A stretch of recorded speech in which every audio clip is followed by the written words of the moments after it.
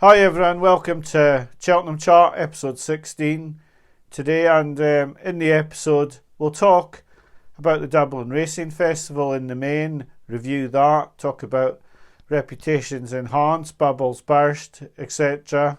How I see some of the races going forward, an eye catcher from Saturday, and then after that I'll talk about a podcast I watched which had Ronan McNally as a guest, and it was absolute gold. I loved the way Ronan talked, but I want to talk about some of the things he said in it, how he's treated differently to other trainers, etc., and how I fully agreed with a lot of what he said, but to make my viewers aware of what was said. And also I want to discuss something that I saw on another podcast and which disturbed me a little bit from that podcast going forward. So firstly, I'll get on to the weekly racing then, Saturday and Sunday. During the week, we saw three high-profile Willie Mallon's horses come out and win their novice hurdles. They'd all failed to win previously this season, but all had high reputations and were horses who were probably thought about as Cheltenham Festival hopefuls. All of them will go there as outsiders now, but I don't think they're no hopers. Kilcrat, there is rumours that this horse had colic earlier in the season. I'm not sure if that was true. It would be some sort of reason for why he's run probably below par twice. This was a good performance. His sectionals were very good, and maybe he's on his way back to where he should be. He'd be a lively outsider for the Supreme if he is coming back to form, because he was the best bumper horse in the UK or Ireland last season, winning the Punchestown bumper by 12 lengths and been given a horrific ride in the Cheltenham bumper. Statemans had a high reputation for a while now. He won really easily as well, and he's back on track. It's just going to be where are these horses going to be fitted into the Cheltenham team, because they all look like high-class animals. The one who wasn't quite as impressive was Classic Getaway, but I do feel this horse has got a lot more to give. He was a huge money price. He hasn't shown really anywhere near what I think they're seeing at home. He was beaten by Cashback first time out, and he was only workmanlike in this win as well. But I do feel that he's got a lot more to give. Could he be a outsider for the Bartlett, or could he be a handicap blot for something like the Martin Pipe? So they were the three during the week, and now I'll get on to Saturday at the Dublin Racing Festival, and one horse from Sandown. On Saturday at Sandown, Long Press, one going right-handed. A lot had been made about the fact that he may not be so good going right-handed, but he's tucked away a good field very easily. He'll go to Cheltenham with a good chance. He's just one of these British horses where you wonder how is he going to cope with the might of the Irish, and he'll be running against Bob Ollinger in his race, and it's going to be extremely tough for him, but he couldn't do any more than he did to enhance his reputation on Saturday. I thought it was a good performance, and he has to take his chance in the Turners. He's won easily, and it could be that he can put it up to Bob Ollinger, but he has got a stiff task ahead of him. At the Dublin Racing Festival, I did hope for a big challenge from Gordon Elliott over the first day, and it didn't really materialise, sadly. I wasn't really a big fan of the first race. I felt Danny Mallon stole the race. He's really good at this, stop-start in front. He's good judge of pace, and I felt Manila Cocooner got the run of the race. Manila Crooner in second could have been a bit closer to the pace. Wasn't helped by a bad jump at the second last. I think what was shown here was that the form of the Lawlers and Nace isn't as strong as people think. I've said for a while now, quietly and not on the videos, I'm a big fan of Ginto, and I'll be honest and say that I have 40-1 for the Bartlett, but I don't like the Bartlett for races for horses like Ginto who are really craving fences. I think they've done really well to win a Grade 1 with Ginto over hurdles. I think he's a chaser all day long. And my own opinion, and it is purely my opinion, is that they should perhaps put the horse away for a chasing campaign. I know that's very difficult when the horse is fit and well, but is a Bartlett going to do this horse any good in the long run? Horses have been, ruined their careers in the Bartlett and the RSA, and I'm not convinced that a run in the Bartlett is for this horse. I can't see him winning a Ballymore. I don't think he's got the speed. The form of the Lawlers doesn't look that strong now, and for me, I'd be taking care of Ginto. In the second, Vauban was extremely impressive for me. I've spoken to one of my friends that I goes to Cheltenham with, and he thinks Phil Dorr can turn this round. For me, I don't see any reason why Phil Dorr could turn this round. In truth, I thought Vauban was extremely impressive. Even he believes a faster pace Phil Dorr could get closer, probably could get closer, but for me, Vauban's turn of speed was impressive in this race. And although a lot of people will be on Pied Piper, I think Vauban's improved past Pied Piper. For me, this was a far stronger race than last Saturday's race at Cheltenham, and it would be Vauban for me. At the prices, I wouldn't be backing anything now in the Triumph. I was a little bit disappointed with Phil Dorr, if I'm truthful, but I thought Vauban in the day was really good, and I would have him probably a little bit shorter for the Triumph if I was doing the betting. I thought that Blue Lord was a bit fortunate to win yesterday at Leopardstown. I wasn't really convinced by him at all. I'm not really sure about the tactics on St. Sam. He looked like he was sacrificed to be a pacemaker, to make it to get out in front and stop Riviere Dutel leading, and his jumping really paid for that. I thought he ran all right in third, considering the amount of mistakes he made during the round of jumping. He was far from fluent compared with his debut. He did set it up for Blue Lord, but for me, Riviere Dutel would have beaten Blue Lord with a decent jump at the last. I think she's improving all the time. Another 6 weeks to the festival, and even though she's getting less weight, I would have her down as the winner of the Arkle. In my opinion, I should have backed her last week. I talked about her at 7-1. She's still available at 9-2. I think tactics like this being employed on St. Sam didn't see him to the best effect. And I would worry that if Mullins tries the same tactics to try and get Riviere Dutel into trouble in the Arkle, that it could play to the strengths of Edward Stone, who would love just a manic pace in the race, and he could be the one to pick up the pieces. But for me, I'd take Riviere Dutel out of this race, and if St. Sam was allowed to go along, a more sensible gallop, I think he could run a better race in the Arkle as well. The Irish Gold Cup, Conflated won. Now this is a horse that's been thrashed by Eclat de Rire earlier in the season. He's got his season back on track where Eclat de Rire's fallen to pieces. There are holes in every horse in this race. Some top judges tipped Conflated, and they've had their day in the sun. Conflated's won this really nicely. I don't know if he's a Gold Cup proposition. I'm not sure. This was the race Elliott expected to win on day one. It was a good winner. I don't think you can take anything from behind in this race because they've all been found out quite badly, and the outsider of the fields won easily on the day. Didn't see much in the handicap chase to be talking about. I thought Bazio, I think the betting said it all on Bazio, away with the C1 nicely, but there wasn't too much to talk about in this race. Facile Vega absolutely bolted in the bumper, and he's a horse who's going to be extremely hard to beat.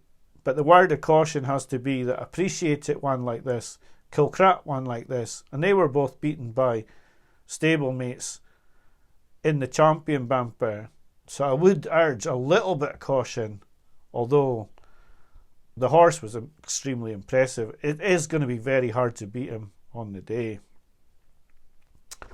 The final horse I want to talk about is an eye catcher that I can't back myself, which is really disappointing. But I can't get a bean on with Paddy Power. I had 2 bets with them and I started to be restricted and to silly money, like £1.24, etc. at 3-1. And it's just pointless trying to get a bet off with them. I haven't got a shop close to me either. I couldn't get to one for about 3 days, and I think the price will definitely be gone by then. But I thought putting Dunboyne out for his run in the handicap hurdle was a wee bit harsh.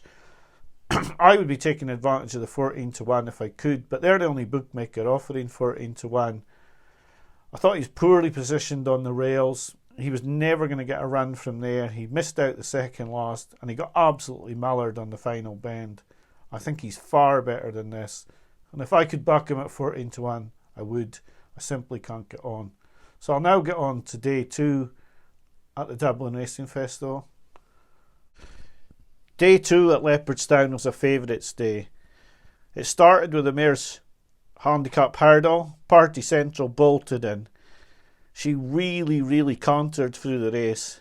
The only worry was when she hit the front and she started to try and pull herself up and swished her tail after the line.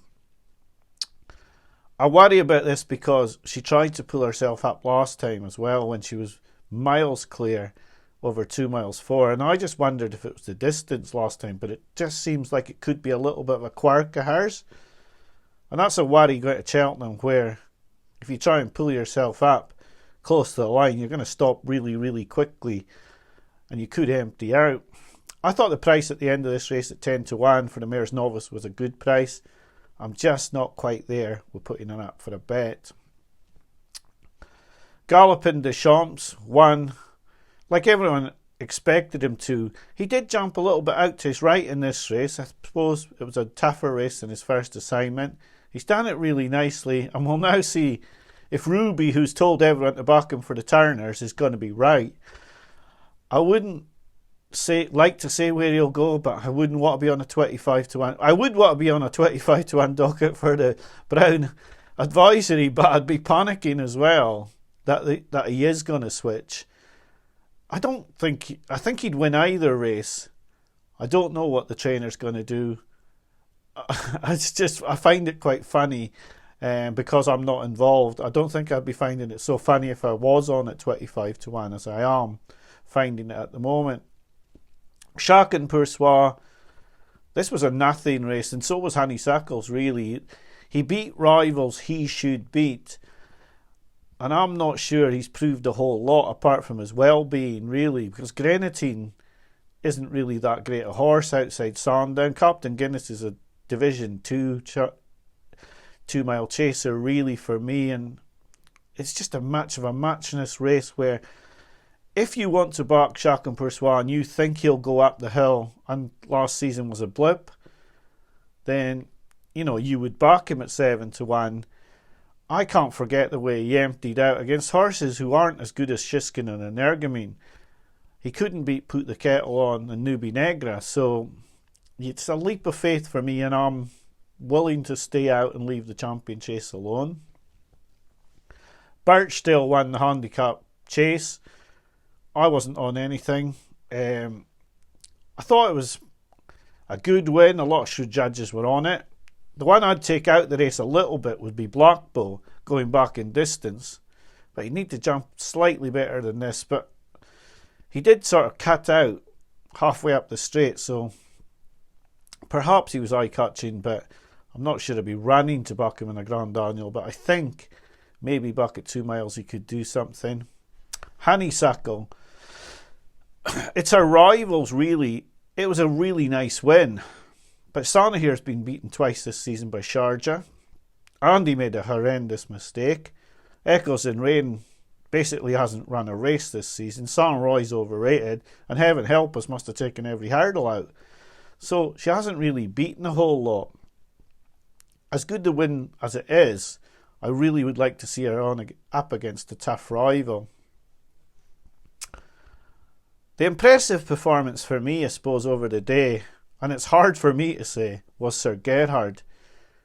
He's been crabbed in certain quarters, but he won really well. He's beaten Three Stripe Life 6 lengths, who is a good horse. He's beaten Colonel Mustard 12, and he's beaten My Mate Mozzie out of sight. And he's done that not jumping well. He jumped really poorly in this race. There's a lot to come from this horse, I think. 4-1 for the Supreme. It's hard for me to say, but I think he'd be my pick for the Supreme now. But I do think Dysart Dynamo is an absolute beast as well. But he's 3.5 seconds quicker here than Honeysuckle, so that's some run. That's the best part of 12 lengths ahead of Honeysuckle. And considering the way he jumped, that's a fair distance. So it was a decent run. I haven't analysed the handicap hurdle, if I'm truthful, and the mare's bumper was so close that I don't think you can take a whole lot out of it. The second horse was beaten by American Mike, and he's done his form no harm, but really after watching Facile Vega yesterday, it's hard to see Facile Vega getting beaten, although American Mike will hopefully put it up to him a little bit more than his rivals yesterday. So I suppose the two eye catchers over the 2 days at Leopardstown for me were Dunboyne yesterday in the Pertemps, and I think we may have seen the Supreme winner in Sir Gerhard, who has run an almighty race considering he's jumped so poorly. To win in that time shows he has an incredible engine, and he's beaten decent horses. If you look how far back it is to My Mate Mozzie, that's a big distance back there. He's 12 lengths to Colonel Mustard, must be 20 lengths back to My Mate Mozzie. So it's an astounding win. It's hard for me to give him a lot of praise because I don't like the horse, but I think his win today was very impressive. So I'll just get on to the Ronan McAnally interview and podcast, and we'll wait for next week's review after the Ronan McAnally piece. I loved Ronan McAnally's appearance on the Understarters Orders podcast. He was so honest, and it was very refreshing to watch. He's just a normal guy training a few horses, and he said a few home truths in the podcast, and I really like to watch him. It is like, I look at YouTube and I see some brilliant tipsters on there, and then every preview night they roll out the same guys every year, the same old droning voices, the ones who have, you know, the accounts with the bookmakers where they're written off, where they get the prices that the bookmakers have got. But you're not going to see the guys from YouTube who really are trying to make a living at the game, who are really trying to beat the bookmakers. They're not going to be given jobs on these preview nights. It's the same old hacks all the time. And it's pretty similar in the game of the media, and they don't rock the boat. They won't say a word to anybody. And McNally, when he was talking about the real deal and the Jam Man, was trying to say that what's the difference between him getting them well handicapped and the fact that another trainer's managed to get Florian Porter off 94 and gone up £71 in the handicap to 165 and won a Stairs hurdle. But the one that he brought up that I really hit home to me, and I went and looked at the form after, and I thought, well, yeah, there you go. Good old Willie. Willie's a gent. Willie's a good guy. No one in the media is going to say anything to Willie. Galloping Deschamps last season, first time out, beaten by C. Ducker in a novice hurdle. Second time out, Dennis O'Regan was on the same show saying that Galloping Deschamps stood out in the paddock so much it was unbelievable. Pulled up behind Grand Roy, and then third time out, beaten 12 lengths in the Chanel Pharma behind Hookup, who could barely jump the hurdle in the whole race. And then all of a sudden, handicapped, you know, this possible gold cap horse, handicapped well enough so it could have probably pulled a double-decker bus up the hill at Cheltenham and still won. And he's beat Langer Dan, who's a stone well in at least, and beaten the rest absolute hollow. But no one's going to say anything about the handicapping of that horse. But when McNally did it, it's a different story. If McNally had trained Galloping des Champs last season to win the Martin Pipe, I think the stewards would have taken him in and given him a damn good hiding, thrashed him for it. He wouldn't have been allowed to get away with it. The racing media would have ripped him to shreds, torn him to pieces. And while punters may have been, looking in awe at how McNally had pulled this stunt off, the media would have killed him for it. But it's okay. It wasn't McNally. It was good old Willie, so it's okay. No one seems to worry about that now. And that really sums it up for me about racing. The small guy does it, everyone wants to beat him with a stick. The big guy does it, and it's fine. It's the same on the flat with Prescott, etc. But I loved McNally's comments. I loved the way he talked about that. There was another thing that was brought up on another podcast, and it made me almost want to weep. And I'd actually backed this horse in a double, just 20 quid. And I just took it as fact that the horse had just had a setback, so it was just tough. But I saw this podcast say that the horse had been injured since Christmas, hadn't set foot on the gallops, and eventually they'd called it time and said that the horse wasn't going to make it to Cheltenham. Not a squeak about a problem, no setback, nothing. High profile yard, high profile horse, very sharp priced, and 4 weeks where no one said anything and all of a sudden it's out of Cheltenham. I wouldn't mind if it was out of Cheltenham. And I can't verify the story on the podcast. But if it's true that that horse wasn't even working for a whole month, then it's really disappointing that the punters are so far down the food chain that they're not allowed to have this sort of information. Then it says a lot about racing. So anyway, I've had my little rant now, but I loved McNally, and if you have a spare couple of hours, he's gold to watch on that podcast. I thought he was brilliant. He said it like it was. I try to do the same on my videos, and I'm sure there are going to be more high profile withdrawals from Cheltenham over the next week or so. But it's been a great week of Cheltenham clues. I know that bets have to go up soon. I mean, I really do want to make it 5 years in a row of making a profit. I have one bet in mind.